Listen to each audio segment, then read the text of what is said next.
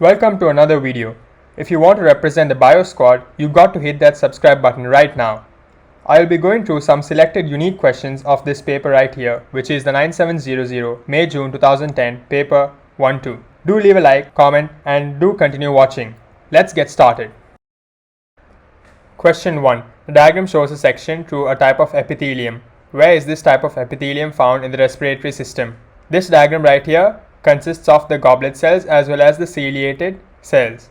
Now ciliated cells are present in all trachea, bronchus, all bronchioles, but not in alveolus. Alveolus, they have a special type of epithelium known as the squamous epithelium. They do not have ciliated cells. Therefore, this ciliated epithelium is absent in alveolus. Hence, we should consider between options A and B. Now, since this epithelium consists of a goblet cell, bronchioles do not contain goblet cells. Hence, in all bronchioles, it should be absent, leaving us with the answer being B. Trachea, yes, present. Bronchus, yes, it is also present. All bronchioles, absent. Alveolus, absent. Question 2. Which statement is an example of epidemiological evidence linking smoking to lung cancer? A. Chemical analysis of tar from cigarettes shows that it contains carcinogens. B. Dogs made to inhale the smoke from cigarettes develop lung tumors. C. The incidence of lung cancer increases in a population as more cigarettes are smoked. D. When tar from cigarettes is rubbed onto the skin of mice, the mice develop skin tumors.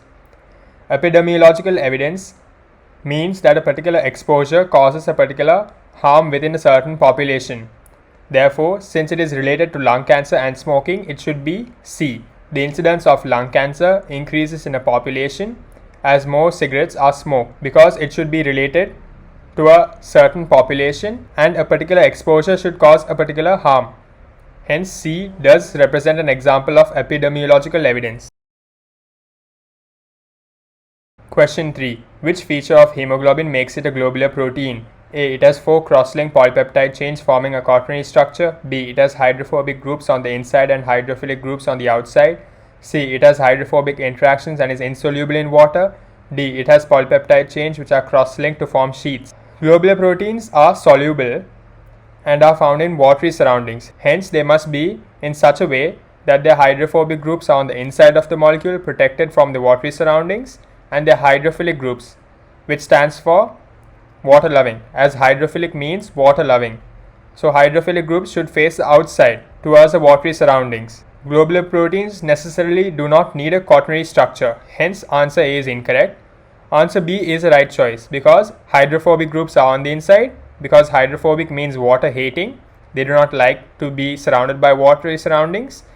Whereas hydrophilic groups are on the outside. Hence, B is the correct choice that makes it a globular protein. Why? Because this arrangement makes it soluble in water. And globular proteins are soluble in water. C mentions that it is insoluble in water, which is incorrect. And D talks about sheets, which has nothing to do with globular protein. Question 4. Which processes allow movement into and out of a cell? 1. Active transport. 2. Diffusion. 3. Facilitated diffusion. 4. Osmosis. Now, actually, all 4 processes are ways of movement for substances entering or leaving a cell. Therefore, all 4 processes do allow movement into and out of a cell. Hence, the answer is D. 1, 2, 3, and 4. Question 5. Some plant and animal cells were placed in different solutions and the results are shown. Which cells were placed in which solution? Key thing you should know is that higher the concentration of solution that the cells were placed in, more water would be lost by the cell, hence leading to more plasmolysis in case of plant cells and becoming more flaccid in the case of animal cells. Therefore, 1, 2, and 3 represent plant cells, 4 and 5 represent animal cells. And 1 mole per dm cube of sucrose is the highest concentration compared to 0.1 mole per dm cube of salt solution.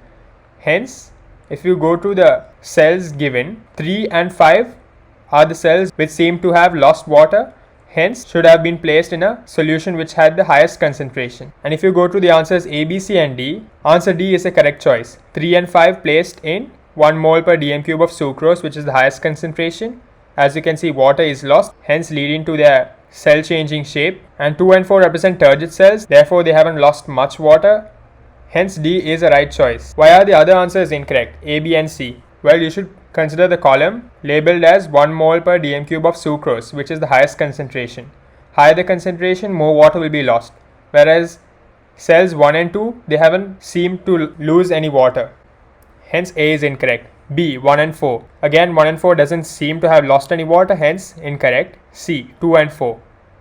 Again that is also incorrect because 2 seems like a turgid cell, hence cannot have lost any water, hence C is incorrect, leaving us with the only answer, that is D, 3 and 5. Yes, 3 and 5 have lost water. As you can see, their cell has changed shape, hence D does represent the correct choice.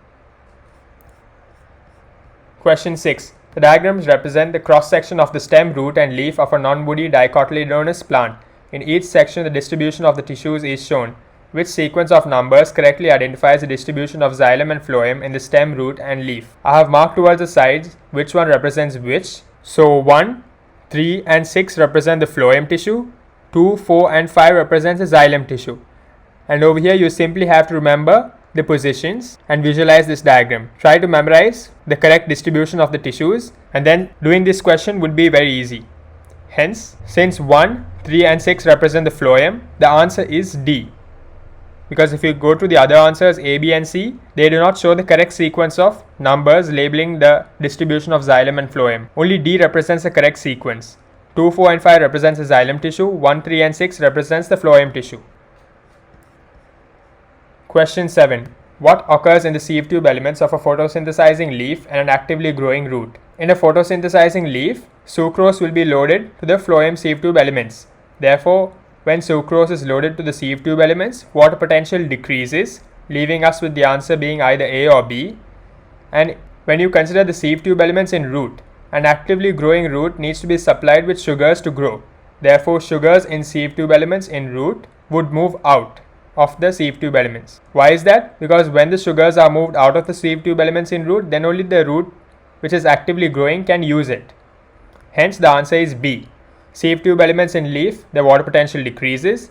Sieve tube elements in root, sugars are moved out. Question 8. Some soil-borne fungi cause wilting in crop plants by growing within the xylem vessels. Which process will be directly affected by these fungi? The keywords over here are directly affected. In xylem vessels, there are two types of forces known as cohesion and adhesion, which allow the water molecules to travel. Hence, they would be disrupted if fungi grow within the xylem vessels. And if you go to the answers A, B, C and D, the only answer that has one of the two forces, that is cohesion, is A. Cohesion between water molecules would be directly affected. Key thing to know over here is that water movement in xylem vessels depends mainly on these two forces, cohesion and adhesion forces. Therefore, if fungi are present, either one of them would be disrupted, and since the answers given only contains cohesion, the answer is A, cohesion between water molecules.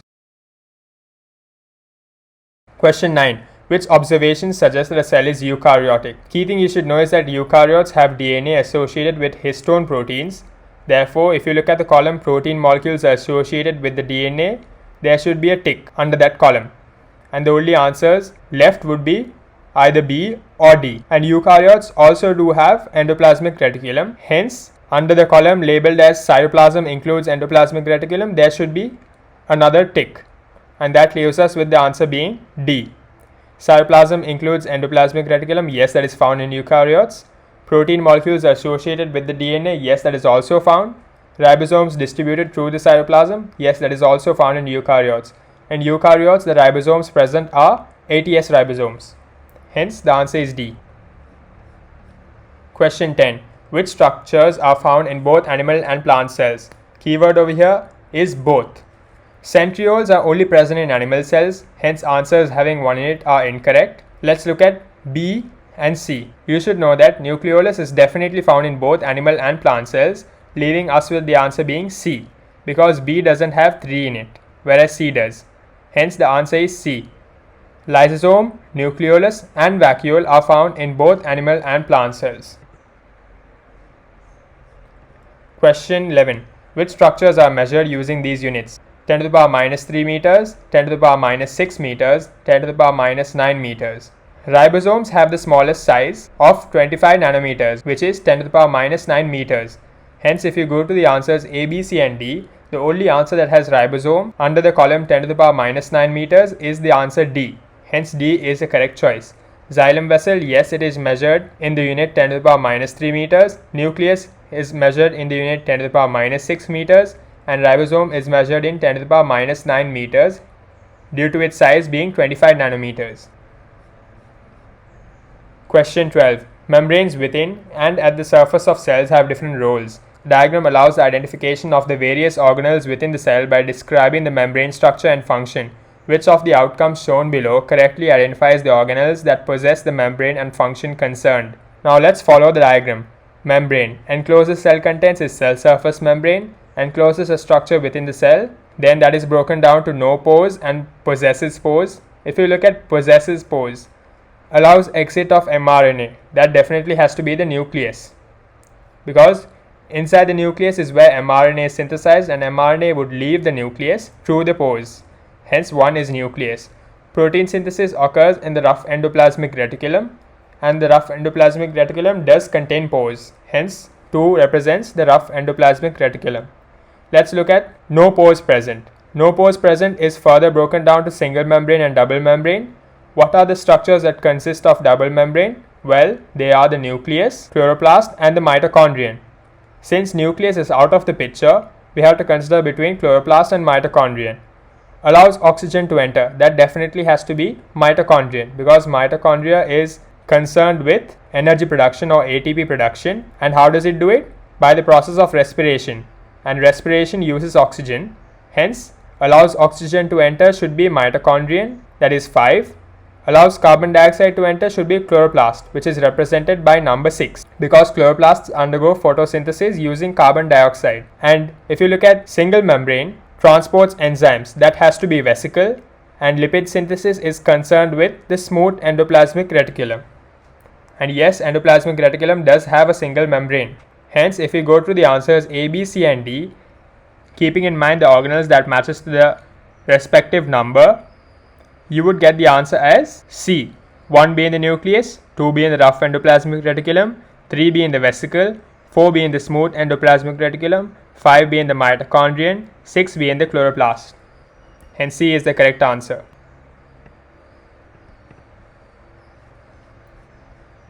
Question 13. DNA is said to replicate in a semi-conservative way. Results of Michelson and Stahl's experiments gave overwhelming support to this theory. They used E. coli, which has a generation time of 50 minutes. Here are the steps in the experiment, but they are in the wrong order.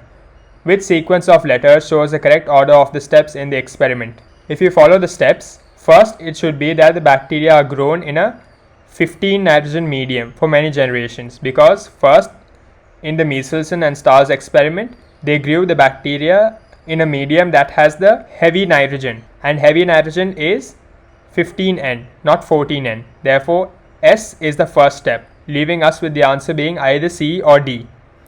And once the bacteria were grown in a 15N medium for many generations, all the bacteria definitely would contain 15N DNA, because they were placed in a 15N medium. Hence followed by letter P, not R. And since D has R following S, D is incorrect, leaving us with the answer being C.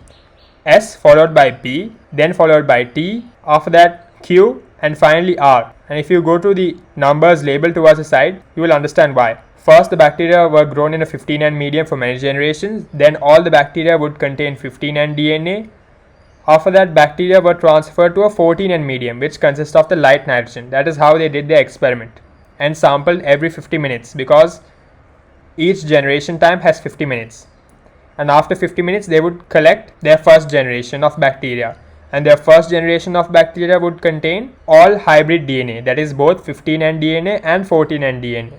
And finally, after the second generation, the bacteria would contain either all 14N DNA or hybrid DNA.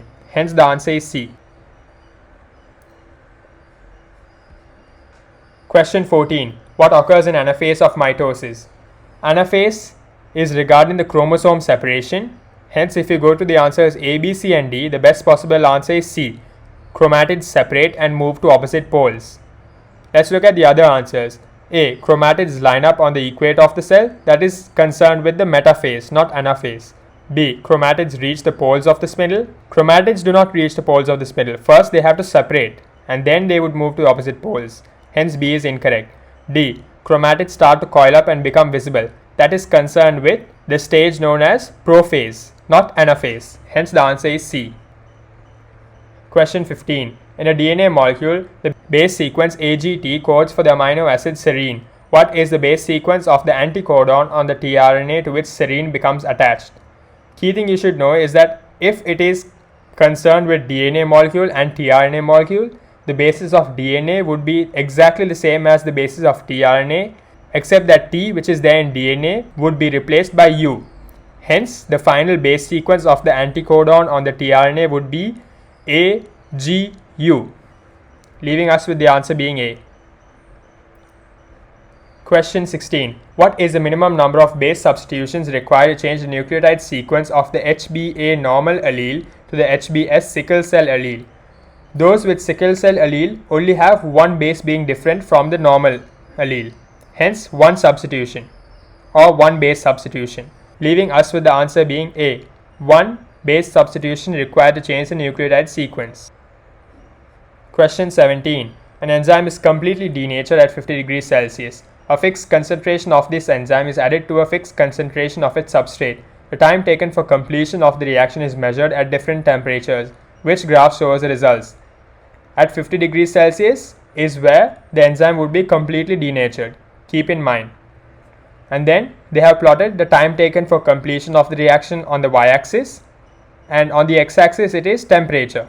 Therefore, at temperatures of 50 and 60 degrees Celsius, the time taken should not be 0 because no reaction would occur at all. If the time taken for completion of the reaction is at 0, that means the reaction has occurred quickly. However, the reaction doesn't occur quickly, hence time taken would be very high because the reaction cannot be completed. Hence, the time taken for completion of the reaction would reach infinite. It wouldn't reach 0 as no reaction takes place, leaving us with the answer being either A or D. And if you look at D, after 50 degrees Celsius, there is still some reaction occurring. However, in the question it says the enzyme is denatured at 50 degrees Celsius. Therefore, if you look at A at 50 degrees Celsius, the curve doesn't intersect the line at 50 degrees Celsius. That means after 40 degrees Celsius, the curve would reach infinity, and at 50 degrees Celsius, the curve would not intersect it at all because at 50 degrees Celsius, the enzyme is completely denatured, leaving us with the answer being A. Question 18. As a frozen lake warms after a cold winter, mineral nutrients are brought to the surface. Which properties of water contribute to this process? Key thing you should know is that nutrient circulation is facilitated by when the density is 4 degrees Celsius and the water acts as a solvent, because when the water acts as a solvent, only then the nutrients will be able to rise to the surface as the nutrients dissolve in the solvent. Hence, if the water is acting as a solvent and its density is at 4 degrees Celsius, then the mineral nutrients are brought to the surface due to nutrient circulation.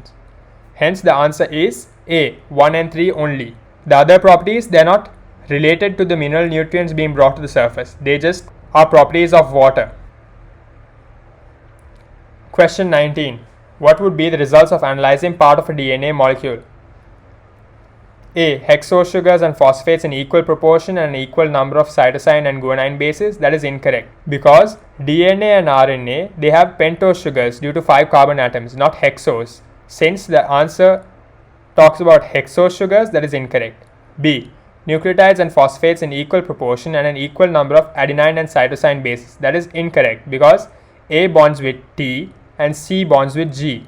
In other words, adenine bonds with thymine and cytosine bonds with guanine. It's not adenine with cytosine. Therefore, B is incorrect. C. Pentose sugars and phosphates in equal proportion. Yes, that is correct. And an equal number of adenine and thymine bases. That is also correct because A bonds with T. Hence, C is the correct answer. Let's look at D. Twice as many phosphates as pentose sugars and an equal number of adenine and guanine bases. That is also incorrect because adenine definitely doesn't bind with guanine. Hence, D is incorrect. Question 20. What are the causative agents of cholera, malaria and TB? Cholera is caused by a bacterium known as Vibrio cholerae. Malaria is caused by a protoctis known as Plasmodium. TB is caused by a bacterium, either Mycobacterium tuberculosis or Mycobacterium bovis. Hence, Under cholera, it should be a bacterium, leaving us with the answer being A or B. Under malaria, it should be protoctist, not insect.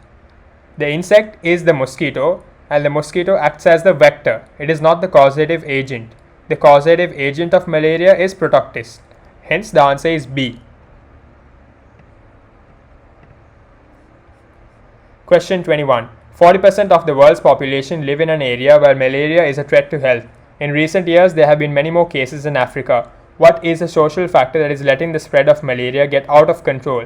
Keyword over here is social factor, and over here you should understand what is meant by social factor.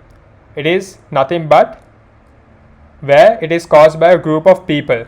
Hence the answer is D. Migration of people because of wars. Because migration of people due to wars is a social factor, whereas the other factors A, B and C is not a social factor. Hence D is the correct answer.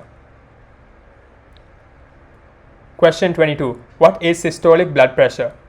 You should keep in mind that systolic blood pressure is nothing but the maximum blood pressure in the arteries.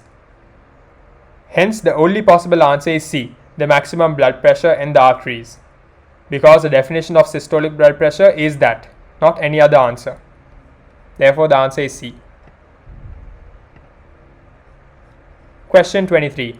The trace represents the electrical activity of the heart during a single heartbeat. Which letters identify the flow of current through the atria and the recovery of the ventricle walls? I have marked over here which one represents which. Part P represents the wave of excitation through the atrial walls. Parts Q, R, S represent wave of excitation in the ventricle walls. The part T indicates the recovery of the ventricle walls. Since the question asks about the flow of current through the atria, that is P, and recovery of the ventricle walls, that is T, the answer is B. P and T only, because P represents the flow of current through the atria and T represents the recovery of the ventricle walls. QRS has nothing to do with this because QRS represents the wave of excitation in the ventricle walls, not the recovery. Therefore, the answer is B, P and T. There you go. Hope you learned something from this video. Check out more videos for further clarification if required. Do share and leave a like if you haven't already. Thank you and stay tuned for more.